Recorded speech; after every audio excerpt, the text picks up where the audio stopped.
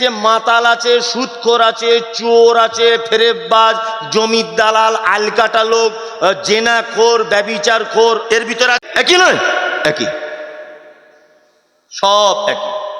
আল্লাহ তুমি তাদের উপর শান্তি বর্ষণ করো, তাদের উপর রাজি হও, খুশি হও, এটা বলি কি বলি না? বলি। এইবার বলুন, আল্লাহর নবী মুহাম্মদ কি বলতে হয় শুনে?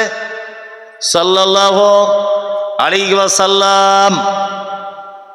তার মানে আল্লাহ তুমি তার উপরে শান্তি বর্ষণ করো, এটা বলি কি বলি না? বলি। এবার একটা মজার কথা বলি, দামি কথা। এখানে যতজন আছে সবাই তো নামাজি না।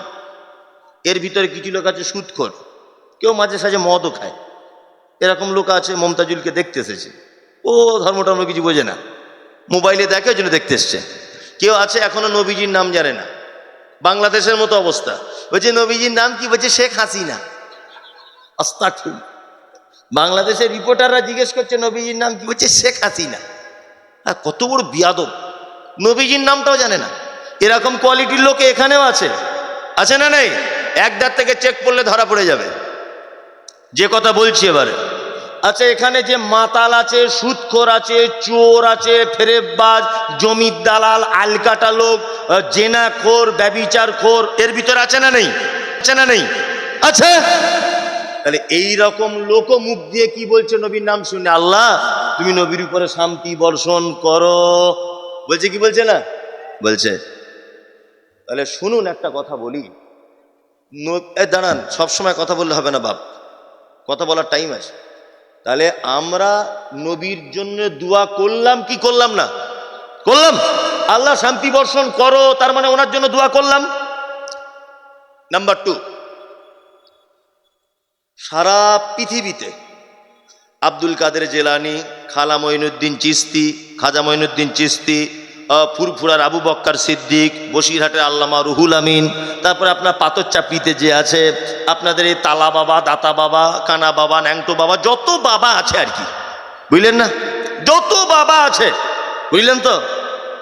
এই সব বাবাদেরকে, এটা ধরে নেন পাল্লা, এই পাল্লাতে তোলা হলো সব বাবাদেরকে, ভালো করে বুঝবেন।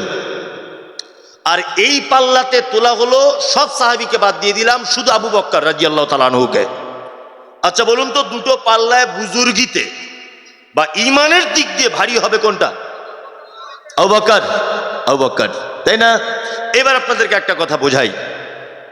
এইদিকে আব্দুল কাদের জেলানি, খাজা মঈনুদ্দিন চিশতি, আর রুহুল আমিন সাহেব, ওই দাদা হুজুর পীর কেবলা, ওই সুফি অমুক সাহেব তমুক সাহেব, যত পীর, জ্যান্ত পীর, মরা পীর, জীবিত পীর, বর্তমান, অতীত, ভবিষ্যৎ, যত পীর, সব পীর এখানে দিলাম, ভালো করে বুঝবেন। আর এই পাল্লাতেই দিলাম আবু বক্কর, ওমর, উসমান, আলী, সবাইকে দিলাম। এই না, সরি, শুধু পীর সাহেবদেরকে এই পাল্লায় দিলাম একটাই। আর এই পাল্লাতে দিলাম মুহাম্মদ সাল্লাল্লাহু আলাইহি ওয়াসাল্লামকে। বলুন এবার কোনটা ভারী হবে? যদি বলছেন এ তো বাচ্চা ছেলে বলতে পারবে, তাহলে মুহাম্মদ সাল্লাল্লাহু আলাইহি ওয়াসাল্লাম। তার মানে বোঝাতে চাইলাম সব থেকে ইমানদারিতায়, বুজুর্গিতে ভারী কার পাল্লা? মুহাম্মদ সাল্লাল্লাহু আলাইহি ওয়াসাল্লামের, তাই তো? তার মানে বোঝা যাচ্ছে পৃথিবীর সব থেকে দামি মানুষ, পাওয়ারফুল মানুষ, সম্মানী মানুষ, গুণী মানুষ মুহাম্মদ সাল্লাল্লাহু আলাইহি ওয়াসাল্লাম, তাই তো? এবার বলুন, মুহাম্মদ সাল্লাল্লাহু আলাইহি ওয়াসাল্লামের কাছে দোয়া চেয়েছি না তার জন্য দোয়া করি? কোনটা? দোয়া করি, তাই না? তা আমি বলছি, আপনি যে মাজারে গিয়ে হাত তুলে বলছেন যে আমায় একটা ছেলে দাও, হ্যাঁ, আমার একটা দুতলা বাড়ি করে দাও বাবা, একটা দিশি মোরগলি এসেছি, তোমার বাড়ির কেউ কন্ট্রাক্টর? হ্যাঁ, কেউ? ও পীর, মুক্তার না উকিল না হাকিম, কে? ও কি মুহাম্মদ সাল্লাল্লাহু আলাইহি ওয়াসাল্লামের থেকে দামি লোক? মুহাম্মদ সাল্লাল্লাহু আলাইহি ওয়াসাল্লামের কাছে যদি আমরা দোয়া করি, তার জন্য করি যে আল্লাহ তার উপরে শান্তি বর্ষণ করো, তাই না? তা আমরা এখনো পর্যন্ত মাজার, গাছতলা, পীরতলা, এখানে ওখানে হাবি যাবি, এখানে গিয়ে ছেলে মেয়ের জন্য দোয়া চাইবো? এখন আমরা এই অন্যায়ের ভিতরে থাকবো? আমরা বেরিয়ে আসবো ইনশাআল্লাহ, ইনশাআল্লাহ, ইনশাআল্লাহ। আর একটা চালাকির কথা আপনাদেরকে ধরিয়ে দিই। এক, দেখবেন যত বক্তা বক্তব্য রাখে, ও বাবারা, মায়েরা আমার, খালারা আমার, অমুক জায়গায় একটা বড় পীর সাহেব ছিল, এত বড় আল্লাহর ওলি ছিল যে এক সমুদ্র পানি একটা লোটার ভিতরে ঢুকিয়ে দিয়েছে, এইসব বক্তব্য। ও বাবারা, ভাইরা আমার, আব্দুল কাদের জেলানী মায়ের পেট থেকে পরিপূর্ণ কোরআনের হাফেজ হয়ে তবে বার হয়েছে। ওই যে নারে তাকবীর আল্লাহু আকবার, লোকটা পাগল হয়ে বলছে, বক্তব্য দেয় না। এই দেখুন আব্দুল কাদের জেলানী মায়ের পেটের ভিতরে ছিলেন, ওর বাড়িতে একটা ভিখারি এসেছে, ভিখারিটা দরজা খুলেছে, আব্দুল কাদের জেলানী বুঝতে পেরে গেলেন ভিখারিটা বদমায়েশ, ওই জন্য মায়ের পেট থেকে বার হলেন। বার হবার পরে ওই লোকটাকে তলোয়ার দিয়ে হত্যা করে দিলেন, দেওয়ার পরে আবার মায়ের পেটের ভিতরে ঢুকে গেলেন। বলছে নারে তাকবীর আল্লাহু আকবার, এই বক্তব্য। এই দেখুন আপনাকে একটা কথা বলি, যত হুজুর পীর সাহেবদের বক্তব্য রাখে সব মরা পীরদের ঘটনা শোনায়। তার মানে আব্দুল কাদের জেলানী তার বেঁচে নেই। তোরা খুঁজে পাবি সত্য মিথ্যা যাচাই করার লাইন নেই। তোর কত বাপের ক্ষমতা আছে একটা জ্যান্ত পীরের এরকম কেরামতি শোনা? 2025 সালে আমরা রেকর্ডিং মোবাইলে সব দেখবো, সবাইকে দেখাবো। একটা পীর সাহেবের, আরে দরিয়ার পানি বাদ দিলাম, এই গঙ্গা নদীর পানিটা বোতলে ভরে দেখাক, এক পুকুরের পানি বোতলে ভরে দেখাক, তাহলেই তো বলবো বাপের বেটা অরিজিনাল পীর। কি বলছি বুঝতে পারছেন না? তার মানে সব ভামতাবাজি, সব জাল, সব জাল। এদের থেকে দূরে থাকবে ইনশাআল্লাহ, ইনশাআল্লাহ। ইসলামের ব্যাপারে একজন মানুষকে আমরা মান্যতা দেব, তিনি হচ্ছেন মুহাম্মদ সাল্লাল্লাহু আলাইহি ওয়াসাল্লাম। মুহাম্মদ সাল্লাল্লাহু আলাইহি ওয়াসাল্লাম ছাড়া আর কাউকে ইসলামের মানদণ্ড হিসাবে মানতে যাব না, কখনোই মানতে যাব না। আমাদের যাবতীয় কাজ, হজ, রোজা, নামাজ, যাকাত, মিসকিন, ফকির, এতিম, অসহায়, দুস্থ, যাবতীয় ব্যাপারে আমরা জানতে যাব কার কাছে? মুহাম্মদ সাল্লাল্লাহু আলাইহি ওয়াসাল্লামের কাছে। এতক্ষণ তো আপনাদের বক্তব্য দিয়ে দিলাম। কিছু লোক আছে সকালবেলা তো গালও দেবে সেরকম, আর আমার মায়েরও কপাল খারাপ খুব, বুঝলেন তো? মানে দিনে শুধু আমার কাছে 200 ফোন আসে আর বলে তোর জন্মে ঠিক নাই। প্রথম ফোন ধরেই ভাই তোর জন্মে ঠিক নেই, তাহলে ধরেই। আজকে গাড়িতে আমার ড্রাইভার পর্যন্ত বিরক্ত, আমাকে বলছে ভাই তোমার কি বিরক্ত লাগে না?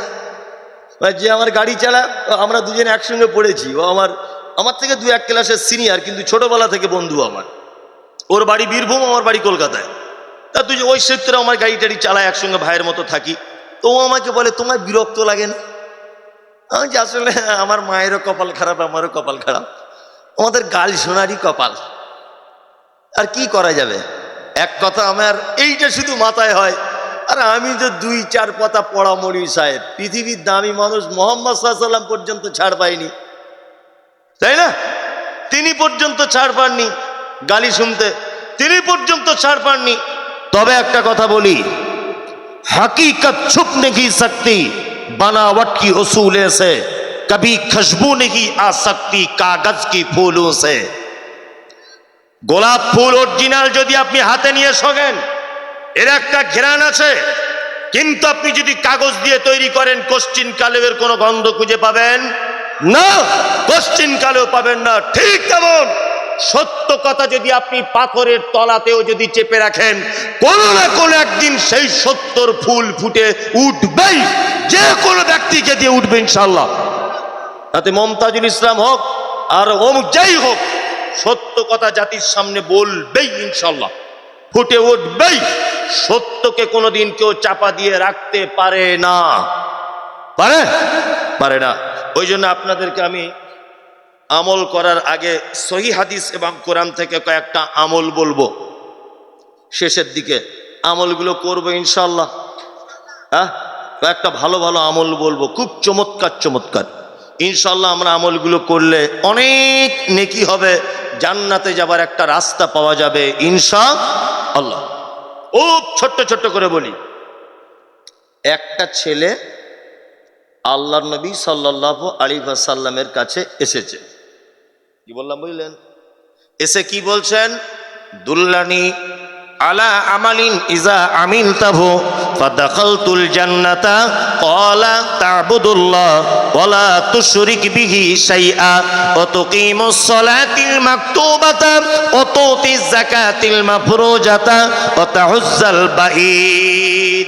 ছেলেটা এসে বলছেন আল্লাহর নবী, আমি কনভার্ট মুসলিম, মানে টাটকা মুসলিম হয়েছি, আমি আগে মুশরিক ছিলাম।